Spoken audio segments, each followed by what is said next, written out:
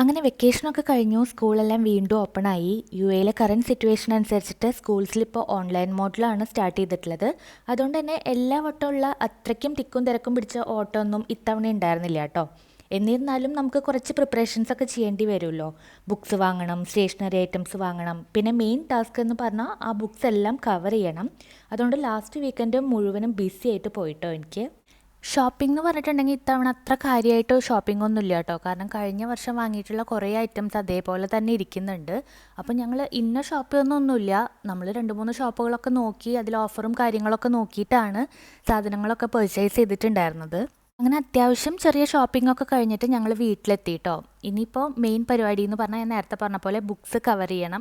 Last year വരെ നോട്ട്ബുക്കും text ബുക്കും എല്ലാം ബ്രൗൺ പേപ്പറിൽ കവർ ചെയ്യണം എന്നായിരുന്നു കേട്ടോ റൂള്. അതുകൊണ്ട് തന്നെ ഇത്തവണയും ഞങ്ങൾ ബ്രൗൺ പേപ്പറൊക്കെ വാങ്ങിയിട്ട് സെറ്റായിട്ടിരിക്കുകയായിരുന്നു. അപ്പോഴാണ് സ്കൂളിൽ നിന്ന് പുതിയൊരു അപ്ഡേറ്റ് വന്നത്. ഇത്തവണ നോട്ട്സ് ട്രാൻസ്പെറൻറ്റ് ഷീറ്റ് കൊണ്ടാണ് കവർ ചെയ്യേണ്ടതെന്നുള്ളത്. അങ്ങനെ ഞങ്ങൾ അതിന് വേണ്ടിയിട്ട് കുറേ തപ്പി നടന്നു. അവസാനം നമ്മുടെ അപ്പാർട്ട്മെൻറ്റിൻ്റെ അടുത്ത് തന്നെയുള്ള ഒരു ഷോപ്പിൽ നിന്ന് നമുക്ക് ആ റോള് കിട്ടി കേട്ടോ. ഈ ട്രാൻസ്പെറൻറ്റ് ഷീറ്റിൻ്റെ ഒരു സൈഡിൽ ഗ്ലൂ ആണ്. അപ്പം ഞാൻ വിചാരിച്ചു ഗ്ലൂ ഉണ്ടല്ലോ, കുറച്ചും കൂടി സിമ്പിളായിരിക്കുമല്ലോ എന്ന്. പക്ഷേ ഞാൻ വിചാരിച്ച അത്ര ഈസി ആയിരുന്നില്ല കേട്ടോ ഇത് യൂസ് ചെയ്യാനായിട്ട്. അതിൽ ആദ്യത്തെ 2 ബുക്സ് മുഴുവനായിട്ടും കൊളായി എന്ന് തന്നെ പറയാം. ഫുൾ എയർ ബബിൾസൊക്കെ വന്ന് അവിടെ ഇവിടെയൊക്കെ ഒട്ടിപ്പിടിച്ച് ഫുള്ള് മെസ്സായി. ശരിക്കും പറഞ്ഞാൽ 2 ബുക്സ് കവർ ചെയ്യാനുള്ളൊരു ടൈം എടുക്കും കേട്ടോ ഒരു ബുക്ക് പൊതിയാനായിട്ട്.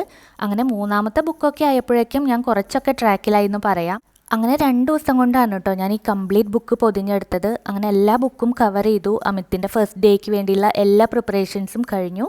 ഇത് അമിത്തിൻ്റെ 4th ഗ്രേഡിലെ ഫസ്റ്റ് ഡേ ആണ് കേട്ടോ. അപ്പോൾ ഫസ്റ്റ് ഡേ ആയതുകൊണ്ട് തന്നെ എല്ലാം ബാക്ക് ടു സ്കൂൾ ആക്ടിവിറ്റീസ് ആയിരുന്നു കൂടുതലും ഉണ്ടായിരുന്നത്. മുഴുവനും ക്രാഫ്റ്റും ഡ്രോയിങ്ങും അങ്ങനെയൊക്കെ ആയിരുന്നു. എന്തായാലും അതിൻ്റെ കുറച്ച് ക്ലിപ്സും ഞാൻ എടുത്തു വെച്ചിട്ടുണ്ട് കേട്ടോ, അവന് വലുതാവുമ്പോൾ കാണാൻ വേണ്ടിയിട്ട്.